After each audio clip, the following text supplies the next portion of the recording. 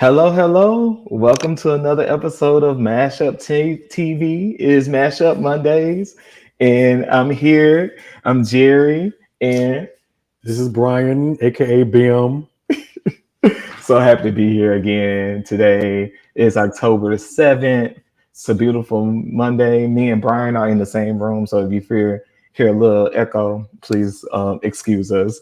But we working it out. Just really happy to be here and for both of us to be in the same space because we're not always in the same space. But it's been a beautiful day. So we're going to get started with our church announcements. You know how we do every Monday, talk about the things coming up. First of all, let's just talk a little bit about our Mindful Mashup program. If you all have not heard about this, we're going to talk about this every week. This is one of our main programs for Mashup. We have a program that helps people address addictive behaviors. If you are dealing with any addictive behaviors, or you're trying to stop smoking, anything like that, and you need help to, you're in a place where you're trying to stop, and you need help with trying to address that and address some of your other stressful things that are happening in your life, and you want to stop those addictive behaviors, we will help you and provide you with free counseling. And we also have a support group that you can join to and get free counseling so you can stop those addictive behaviors. Now we just had the Mindful Mashup Transformation Program. It just started up last week.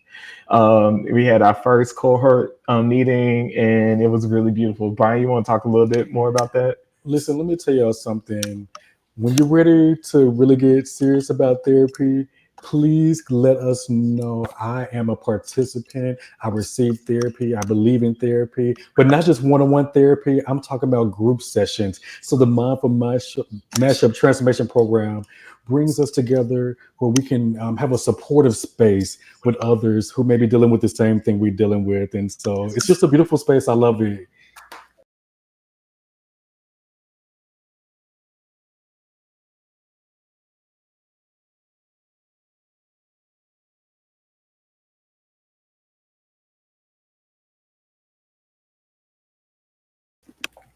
All right. I actually thought that was a video and it wasn't video. It was just the thing, but we gonna keep it going because that happens sometimes. Right. We all have our production assistant here with us today, so we making it roll ourselves. We're Period. doing good though. We're doing good. So other thing that we have coming up is Nashville Black Pride. Nashville Black Pride is happening in a couple of weeks. And yo, I am on the Nashville Black Pride board, so I'm very passionate about this. I've been trying to help and get and be better than we were last year. So Nashville Black Pride is happening from the 24th to the 27th. And we have a host hotel. It's going to be at the Millennial Maxwell Hotel. We got a host of events coming up. There's going to be an awards dinner with special guests, live performances. We're going to have a discotheque party that night. That's Friday night.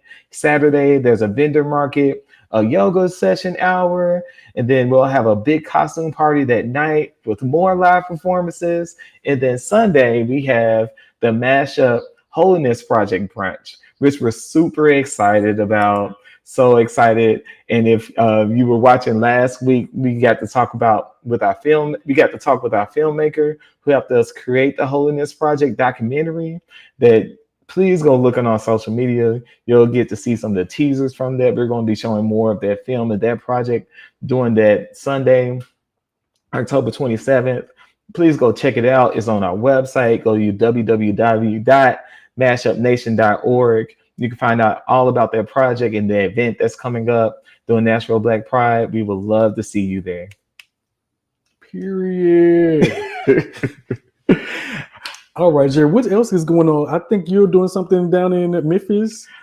I am. We are. So in addition to the Holiness Project event that's happening during Nashville Black Pride, the very next week, well, it's not the next week, but 2 weeks later. So we're going down to Memphis and doing another Holiness Project brunch, which is going to be super exciting. We have a jam-packed panel for that one. My friend Charmaine is going to be doing the the praise and worship, Charmaine Tyrell. I'm excited about that. We're gonna have like a good foot stomping, clapping time, but we also gonna have mimosas and some good food. Chef Eli, who is really famous in Memphis, is going to be catering the brunch. And this is happening during Kojic Convocation. So, all of the church queens, please come out.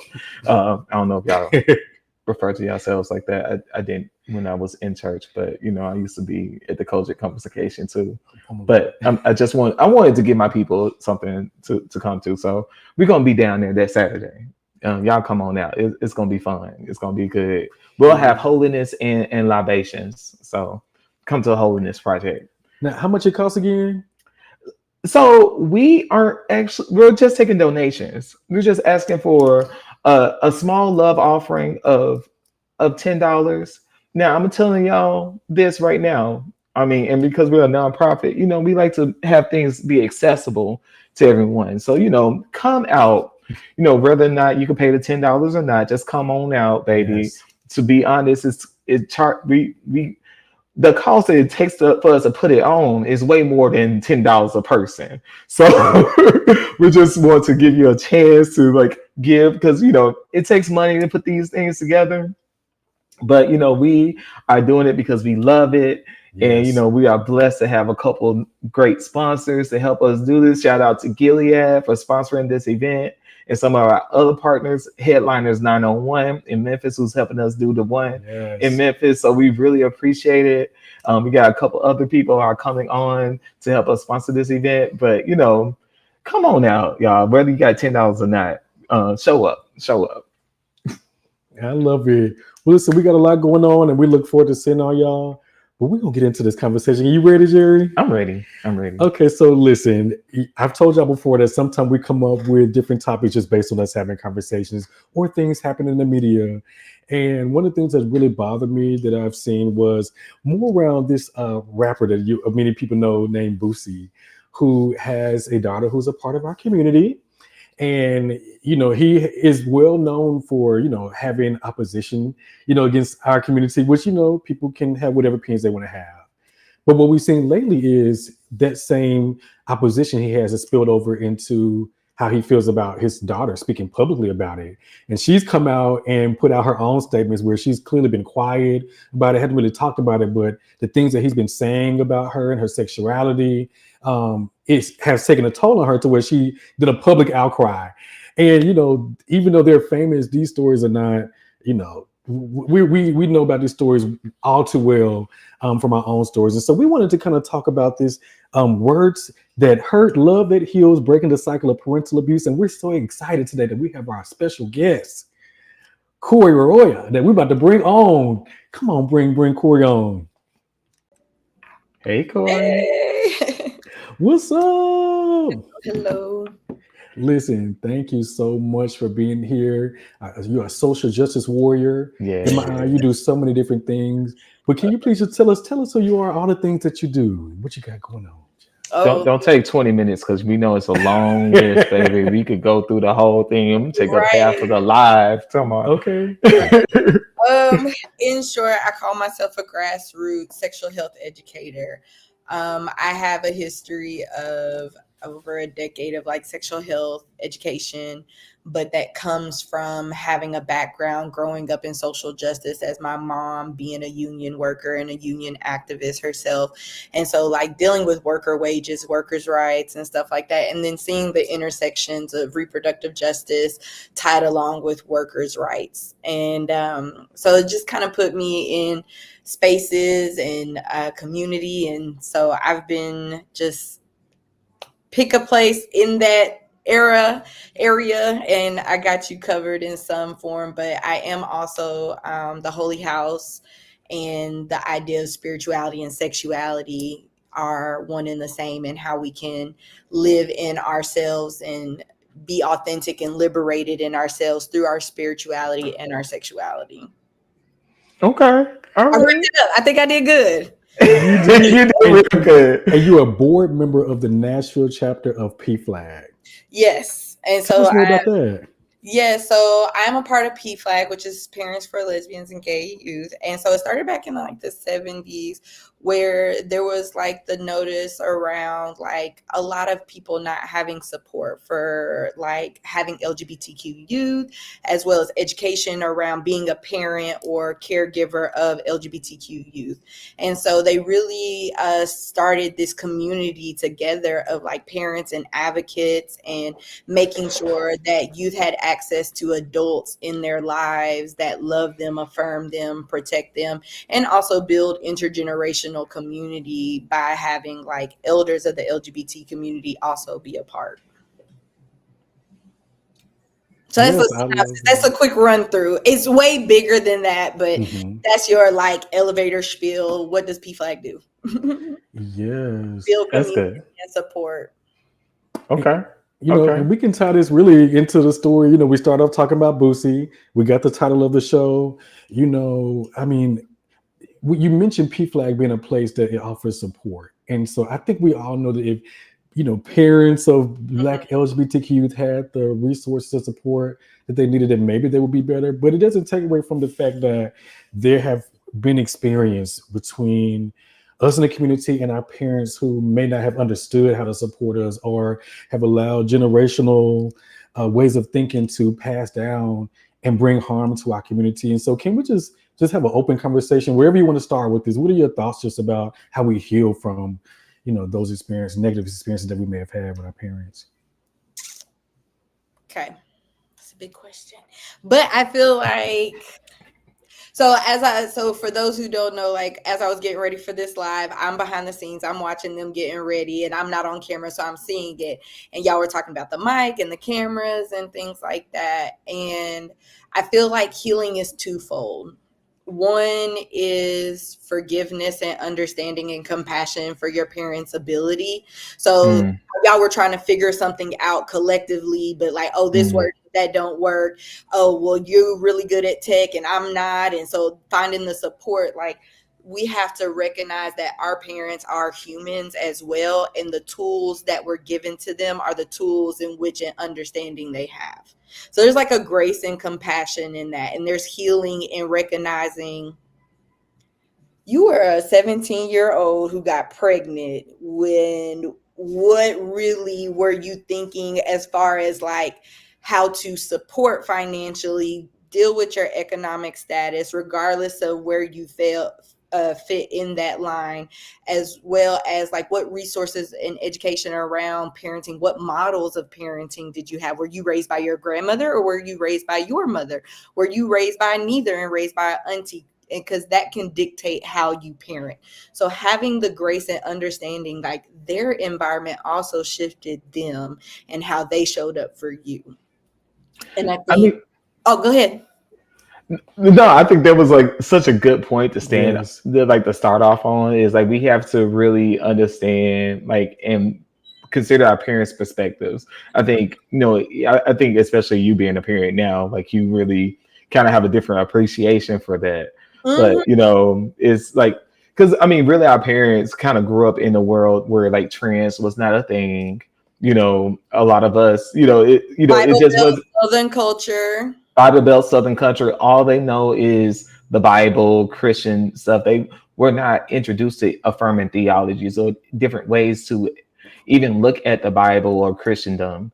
Like, so I think, we have to really kind of understand the tools that they were given to, Mhm. like, even the way that they were saw and taught to be themselves, or, the definition of womanhood or being a man was so rigid, especially for people of color. And they were just trying to uphold and live into those stereotypes. And now they may have had a queer child, and they just like, what am I supposed to do with this? Mhm. Yeah.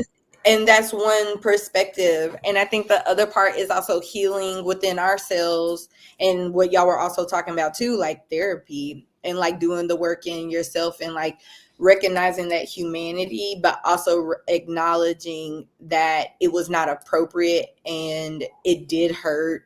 Yeah. And there is some anger, sadness, resentment, whatever the emotion may be, but recognizing those emotions and figuring out that what would give you resolve and comfort through therapy, like talking to somebody. So like dealing with LGBTQ identity, we as Black folks are already marginalized by our visible skin color. And if we think of the compassion of our parents, of elder generations, everything was dependent upon survival as well. And I'm not giving an excuse for anybody, but sometimes ignorance is bliss, in the sense of we just shut it down. Because if we perceive a threat in any capacity that may come onto our livelihood, our homes, our child, our environment, and it perceives a threat and we're not necessarily equipped with the tools of how to deal with that threat, sometimes we just shut it down. I mean, so that It look like repression of a child's identity. yeah, yeah. So what do you like what type of advice do you have for people who feel like their parents refuse to see them? So, I think that happens a lot is like, parents, especially Black parents, it's like, oh, I love you. And, I think a lot of us who may grow up as queer, you tend to almost make up for your queerness by, through other things like being, successful or going to school. You may be the child who, really works hard to try to please your parents in other ways. And they, your parents just may refuse to see and or like acknowledge the fact that you're queer. So like, how do you, what advice do you have for people when that happens? I think that second part of the like therapy component, dealing with the sadness and the grief of like the expectations of the parent you thought you would have, of the idea of the parent you wished you would have had while growing up, and like dealing with that grief and loss, but also finding joy in community and the chosen people in your lives that have loved you authentically, that have shown up for you consistently. And I think like sometimes we as a community, as a form of assimilation to whiteness, we think of the nuclear family as the only family versus the communal family as an extension of that nuclear family. And it's not to take away from the nuclear family, but still in isolation, two parents and two children, that's a lot. As a parent, that's a lot. Aunties and uncles and cousins and friends and neighbors and different cultures and communities are what bring in and help the child have a full, well-rounded experience of environments. So that's queer friends, fat friends, thin friends, able-bodied friends, bodies of different intellectual abilities. Like giving a child a robust experience of community is the additional support. So if you did not get certain community from your parents, find it as an adult and find that where those childhood wounds. So like if you enjoyed like dressing up and your parents shut you down for that, go get you a LARP role playing, drag con community and explore that. And that those people will become like your brothers and sisters. If you are into tech and you're really trying to like do creative stuff, find that community and build that kinship there, because those bonds are just as important as our familiar bonds, if not more. Because when we're with our family, we put masks on. I mean, that's true. But I think so, like to that point, it's like I think a lot of us, even after you kind of come and you realize who you are as like a person, like you want your family to be able to see you and to be able to appreciate you. And that doesn't always happen. Do you feel like if like I have like parents who refuse to see that I am gay, should I try to force them to do that? Like, what I wonder what's like your opinion on that. I think if someone wants to be in their authentic self, they should live in their authentic self. And if you don't choose to love me in my authenticity, then I feel sorry for you, because that means there's a part of you that you remain hidden in yourself. And my authenticity makes you feel shame. So I don't think anybody should stifle themselves. 1 second. Is it urgent? See, the parents. You just want to listen. You just want to listen. Okay, come on. Come on. You better model for us how to be a grandmother. This So is a precious. Leo child who wants to be. I promise you, every time I have a meeting, she wants to try to have the opportunity to just see what's going on. So She's interested in what her mom does. I think that's beautiful. So, Brian, you've been real quiet over here.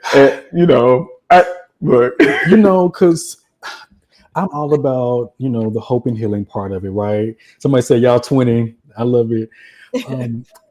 But how do we also connect the resolve of, how as an adult, I'm still dealing with the fact that when I was a child, these things happen. They were said, like, even if we like get to a place where, you kind of respect, me or whatever, but we haven't had that conversation about the things that you did and said that really had a lasting impact on me, how I operate with my friends, how I operate in relationships, whether they be good or bad. They may be connected to the fact that I wasn't poured into when I was a child. And now I'm adult. Yeah, I can go to therapy, but like, where do we demand the healing from the hurt that where and how do we demand the healing?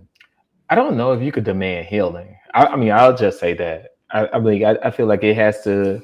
I mean, it takes it takes several people in order, to get like to a healing space. In just my experience, I feel like, you have to have, because, like we were saying, some parents are willing to kind of go and explore that. And sometimes you don't know unless you like actually kind of like, hey, mom, I want to talk about the fact that you called me a punk when I was growing up. And you said I was girly and it hurt my feelings. And I know I'm a gay man now, but you made me feel some type of way. And like try to see if they're willing to like talk about that. Some parents are not willing to talk about that at all. Some parents are not willing to talk about like any type of trauma at all. So it's like, how can I demand something from somebody who isn't emotionally mature themselves? Like if I may have went to like therapy for like or 2 or the 3 emotional years. intelligence. Yeah, you're like emotional intelligence, because like some people, there are some people, and some people may have like parents that like every time they breach something, emotionally like difficult and something, their parents may get up and walk out the room. Like, what can I do in that situation? What can I do? Like, my parents just like cut me off every time I get deep with them. It's like I think that's why, like, what Cory said is so important, that you have to kind of grieve that relationship. Damn. And like just know like, hey, like sometimes like I'm not going to get what I like thought that I was going to get out of this mother son relationship. This may not be what I really thought it is going to be. Yeah, I would love for my mom to like love me fully, but reality is that she may not be capable of it because of whatever. And I think past like the sexuality, maybe they weren't loved fully as children themselves, and they don't know how to pass on that love. Damn. So basically what you're saying is we're expecting something from people that they don't even have the capacity to possibly give. Yeah, Exactly. Is that the Not healing only of just just the accepting that? capacity, not even just the capacity to give, but like the willingness to give it, because there's also a bit of admittance and accountability that one has to uphold in order to have that conversation, to say, you know what, you're right, I messed up. And that's something like even me and my 7-year-old still constantly work with. She has the opportunity to let me know when I hurt her feelings, or let me know when I did something too harsh, that because there is the ability to communicate needs, desires, and expectations without belittling. And oftentimes we adultify children by enacting power dynamics and not the autonomy of a child. So even just taking out the LGBTQ element of it, it could have been as simple as you were young and you were a creative and you like to dance, but the societal norms and pressures of your parent and what they believe to be true of little boys dancing may have put them in a whole nother realm of, instead of fostering the conversation and apologize, you know what, my bad, I told you couldn't dance, but you know what, you could dance, and that was my stuff about. So then you have to be able to recognize within yourself what you are even apologizing for, what are you taking accountability for. And if you can't see that, if you can't recognize that or admit it, then there's no genuine apology, and it doesn't allow that that connection. And that's why you do have to grieve it in a sense, and you also have to put boundaries up for yourself, because Yes. a parent dynamic is still a relationship, and in any relationship we have boundaries, and those boundaries have to be upheld. So if the boundaries have been laid out of what is needed for reconciliation, love, acceptance, etc., and those needs are not met, then that means you're not willing to give me what I need to feel loved and validated within the limitations of both of our capabilities. Which is like kind of Whew. crazy that you had to talk about like putting like boundaries with your parents, but you know that's real. So I want to go to like a comment that is on our like the MashUp Instagram page, and I forget this person's name. Red Carpet, Joy Dogs. I think Oh isn't yeah, that that's your that's Rex babysitter. yes. So but she said that she used to not feel good about the fact that her father wasn't in her life, and she said that she went to Burning Man and had this experience, and like this person, total stranger, walked up to her and said that he felt sorry for her dad because he did not get to experience her as a full person, which Mm-hmm. I think is like, you know, one of the things that, you know, we don't really think about, like, because, you know, yeah, we could be upset, but I think it really is like kind of at the end of the day, it's our parents, you know, it's a loss on their part that they don't really get to see their children in in the fullness that they are in. So I think like when you think about that, especially, you know, if you've done work on yourself and, you know, you've learned to love and you think about that, I think it can help you not be upset, but Mm-hmm. really kind of have like some empathy for your parents, because, you know, I don't think they really want to be in that place, but they just don't have the emotional capacity to do better. And I Jeez. want to interject here, and Dr. Marshall, data and research. If you've heard Mhm. of this, correct me. And I'm one of those people, I know things, but when you get me to get the like exacts, I'd be like, it's kind of fuzzy. So it's either Harvard or Yale, one of them white prestigious schools, did a study on like the actual air quote success rate of a child. Mhm. So regardless of, we know about ACEs scores, and so the environment of a child determines their like trauma scores, informed care, all those things. But they did a study that boiled down to the genuine success rate of the child is due to the happiness of the caretaker. Mm. So if your caretaker was happy with themselves and with their life, that increased the odds of you as an individual also being successful, happy, and da da da da da. So, but think about that. And this is a part of Mm. reproductive justice too. If I am not happy about my pregnancy, or I am not happy about the child, or I am not happy about the environment and thus I have to raise the child, if I am not happy and there's some resentment there, that shifts how I parent. It When Mm. we does. parent in love versus parenting out of fear, parenting in love versus parenting out of anger, parenting in love versus parenting in resentment. Yeah. So the happiness of the caretaker, mostly the mother, because that's typically, or the birthing parent, because let's be inclusive, the birthing parent is typically that initial bond that happens and allows for that immediate like setting tone of your characteristics for your life.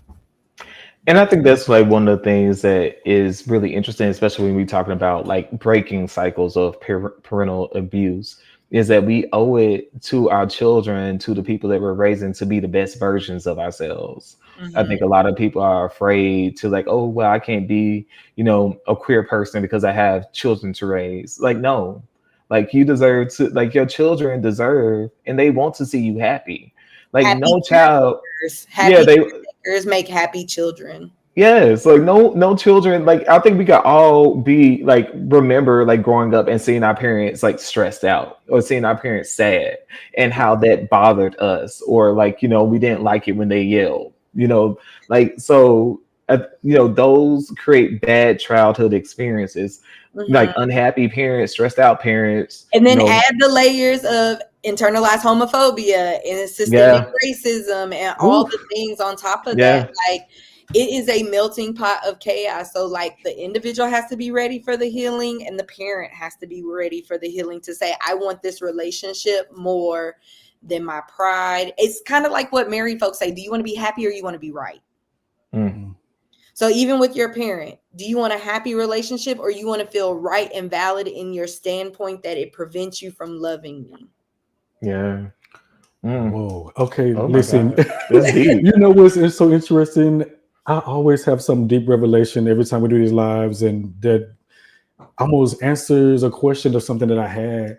And what I would tell you is I'm still really thinking through accepting this notion that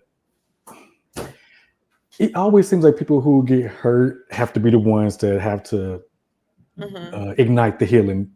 And I think we get into this constant place we're waiting for other people to start that healing process, and Hmm. the healing process may not come with that apology from the mom or the dad or the people who hurt. Even I'm thinking about like in relationships, you have I to. mean, you're right because really, at the end of the day, I Uh-huh. mean, is your trauma your hurt to Yes. heal? Yeah. Oof. Like I mean, you can't heal their trauma and Mm-mm. stuff, And they have and to like want to heal that because you got to think about it. It's layers. yeah, So you have yeah, your trauma from your parent. It's like the Russian doll almost. So you are at the very center with your trauma and your parents, and then you take that layer off, and then your mama is hurt because her mama didn't validate her That's and told good. her she was too dark to be pretty or too ugly to be whatever or too smart or too fat or too whatever. And then that's because her mama then told her, well, what you gonna be? You just a girl. All you ever gonna amount to is blah, blah, blah, blah, blah.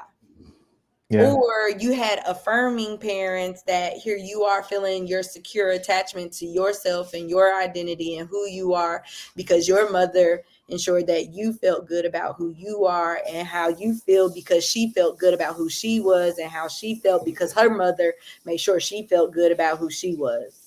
Can I just say this real quick? I've been doing a lot of writing lately, and I feel like a lot of the issues that we are dealing with always tie back to racism. Because when you start going back into my her mother and then her mother, we're not It's that the far root of removed all from evil. slavery. You know what I'm saying? We're not that far removed from slavery. So the impact of slavery has permeated in many different Brian, ways. let me stop you right here. Come on. Literally, when I be telling divine intervention, my mama and I just had this conversation with some friends on our porch on Sunday. I'm 35 years old. My great Aunt Mary, who lives in Mount Juliet, Tennessee, if I called her right now, I could say, Aunt Mary, tell me what it was like for you in Jim Crow.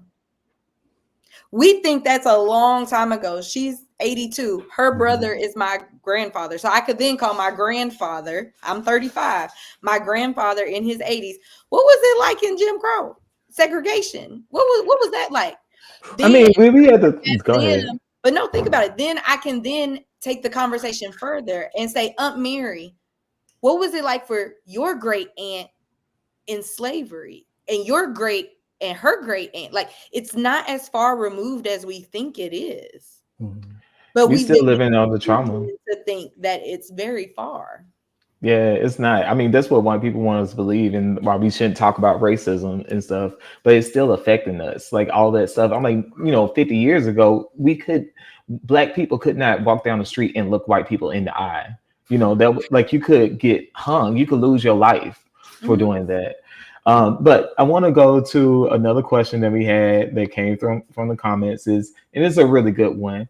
It comes from Jared. He says that how do we proactively uh, avoid from bringing, or how do we proactive not bring your moments of unlearning into your current relationship?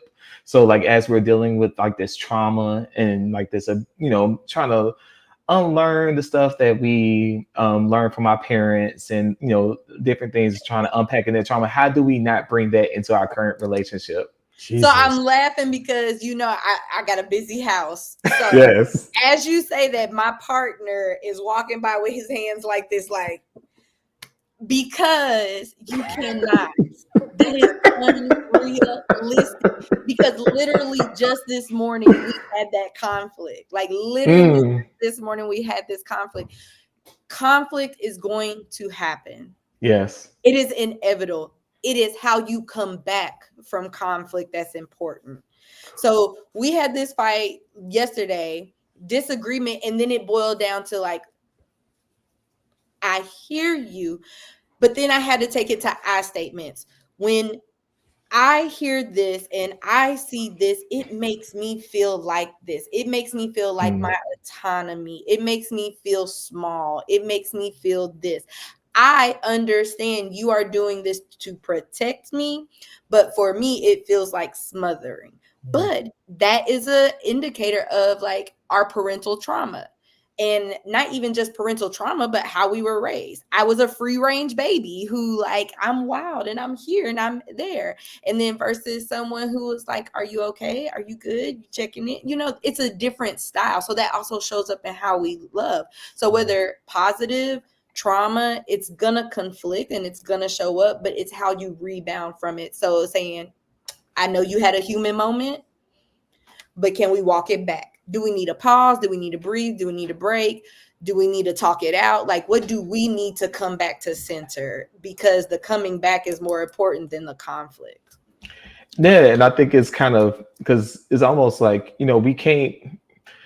we can't control some things in the thing, but like, we have all of us have trigger you. Yeah, you can't really control what's going to trigger you. And a lot of times you don't realize what's triggering you, or you don't know that you're going to get triggered until it happens. And you can't heal from something unless you get triggered.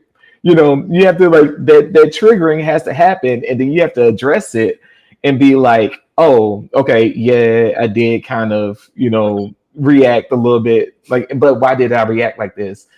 Because I was raised this way, or my mama used to do this to me, and you yelling at me just kind of brought back some memory, put me back in that mindset. Now I'm going to try not to do that again next time because we've now addressed it. But also I've let you know so that if I act a little weird, you know not to get to be triggered by my reaction, because I'm dealing with something. And then you can remind me, like, hey baby, calm down. I'm not trying to do this, or I'm not really mad at you. I'm sorry I raised my voice. And you'd be like, okay. But like I can't help myself from getting triggered, like, really, like, especially as I'm dealing with the trauma. Now I feel like sometimes we can't allow our traumas or our triggers to be like our handicaps. I think sometimes like people will identify a trigger. It can be your reason, but not your excuse. Yep. It can be the reason why you are the way you are, but it's not your excuse for your behavior. Yep. My Lord. I love that. So I want to give you my 3. So my rule of 3. Now this don't apply to everybody, but if you are a recovering codependent people pleaser, because I also understand those folks, like you want to continue giving grace. Now all of us have a good set of being able to set boundaries because we just like want everybody, But my personal rule of 3 for me that has helped me is my 3 strikes. And it's not even 3 strikes in the sense of like we're out, but first I allow human error. You don't know what you don't know. So if you didn't even know that was a boundary for me, if you didn't even know that offended me, you don't know what you don't know. So I give you human error. And then I make grace, and then I make space. And then the space is I allow you to do the contorting, figuring out, because also Rome wasn't built overnight. So there's no way that just because I told you my boundary once that you are going to fix it perfectly the second time. So I allow the space to have the conversation and just, hey, just a reminder, like, can we do this? Da, da, da, da. The third time, if I have to bring it up again, then that's a choice. And once we get to the point of where it's a choice, then I have to choose, are you consciously choosing to do this behavior, even though I've already expressed my feelings, my boundaries, like multiple times? And if this is a choice that you are making and we still can't move or progress, because it's always about progression, not stagnation. So as long as there's progression in between, that's good. But if it's stagnation in between, then by the third time, I'm sorry, I just have to recuse myself. And for myself and my sanity and my peace, I can't deal with this. That's real. That's real. Wow. And look, And I'm a people I pleaser. know. I'm always like, but maybe their childhood trauma and their kids. I I mean, what's gotta have boundaries with myself. Yeah, I mean, because once you let someone know, be like, "Hey, it's not cool. I've given you grace. We've talked about it. I've reminded you, and you seem like you still doing the same thing. You haven't Yeah, switched so it up at grace, faith, all. and a choice. Yeah, it's a choice at this point. Wow. You have let me know that you don't care enough about my feelings And I and don't want stuff. to say don't care enough, but you don't you don't respect my needs. And so it's Mm, not care, because you may care, but it may not be important to you. So to respect what's important to me is different than caring, because like you may not care, but you may still do it. It's kind of like the difference between being kind and being nice. yeah, yeah. Well, Wow. look, I know we are getting like so low. Brian, Sorry, did you have sorry, like sorry. something else? You know, I think I need to like really sit with all of this, because this has been a conversation that went in a way that I wasn't even expecting, but it's actually really great and it's got my mind rolling. I do wonder still, like the things that we're talking about right now, I think it probably is still difficult to still have that conversation with the people that gave birth to you. You Yeah. know what I'm saying? So maybe we need, are there any resources, Corey, that you can talk to us Well, about? I know I got like a couple books I want Let's to like go. plug. Yes. Just kind of like talking about, and I know Corey, you like work with PFLAG, so there's probably some specific resources that you have. But I know like two things that have helped me with my journey and like dealing with parental trauma and other things. Has been one book called "Adult Children of Emotionally Immature Parents." And that is a book that's on Audible. I mean, on Spotify is on Audible. But if you have a Spotify subscription, you can listen to it for free. It's a really great book, and it talks about like how people, like parents not being able to process things maturely, like they have their own trauma and stuff, and how to deal with that as an adult child, and really try to do it. Really was helpful to me. And then the second one I will point out, especially as a gay Black man, there's a book called "Don't Cry for Me" by Daniel Black, and it's written from the perspective of an older Black man who had a gay child, and he was writing letters to his child. It's a beautiful book, and if you are a gay Black man that grew up in the South with a father who necessarily may not have accepted your sexuality, it is definitely a read, something that you should read. So yeah, I just want to plug those. So Corey, what other resources you have for the people? You're mute. Did you muted yourself, baby? We can't hear you. P flag. P flag. Okay, there you Okay. go. P flag, of course, like definitely go there. They have a website, and the beautiful thing about there, they have chapters in like every city, so you can, like, even here in Nashville, Davidson County, there's the Nashville, there's the Rutherford County, there's like different, so like you don't have to go far outside of your community to find community. So check out PFLAG for sure. And there's a lot of resources and books and tools for parents that want to educate themselves. So parents of LGBTQI identified youth, and they're just like, I don't know how to have that conversation with my child yet. There's a lot of resources to start, like start here in PFLAG. But then on the like other side of it, Parenting for Liberation is one of my favorite books. It's kind of like a workbook that allows us as Black parents to think about how to parent the modern child for the liberation, and like think of the community as the collective in a transformative justice type way. And then one of my all-time favorites for self is Attached. Attached is it's geared towards like those who want to deal with romantic relationships, but it's really good for any type of relationship, because basically it's attachment theory, that how you got attached to your parents and the parental style of that dictates every type of relationship you have. So attached is really good for self when you're ready to do that self work, because then you can see your attachment style. Are you anxious avoidant? Are you like secure attachment? Like all of that stems from childhood and parenting. So self is attached, parenting for liberation, if you want to be a Black radical parent and understand how to raise revolutionary children. And then P flag. And it didn't start with you. It didn't start with you is another good undoing generational trauma book. Ooh, I'm over here flipping y'all the bird by counting. It didn't start with you is another really good one about intergenerational trauma.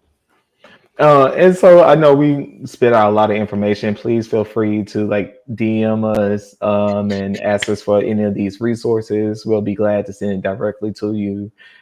Just let us know. But this has been a beautiful conversation. Yes. Thank you so much, Cory, for joining us. We went a little bit long today. It's okay. The people were still in the chat. They still in the chat. And like I'm so like and I have to shout this out because like my best friend's mama looked like she joined, and like I'm like crazy that like Miss Howard was here. But one last shameless plug: your public library. So if you want to.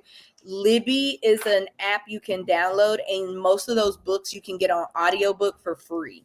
So if you use your library card, the Libby app will allow you to access any book digitally if you can't publicly get into the library. So you can listen to them for free. You still place it on hold, but if you're like, I don't have the money to buy these books, download the Libby app, get a digital copy for free on your phone. Period. Awesome. Who shall listen? I don't know what else to say, but we thank you so much for this conversation. This was rich. And we will be back next week. Yeah, we'll be back next week. Yeah, happy Monday. Y'all have an amazing week. Bye. Bye. Join us on a journey of self-discovery, growth, and empowerment. Don't wait. Seize the opportunity to transform your life today with the Mindful MashUp Transformation Cohort Program. Enroll now at www.mashupnation.org/transformation.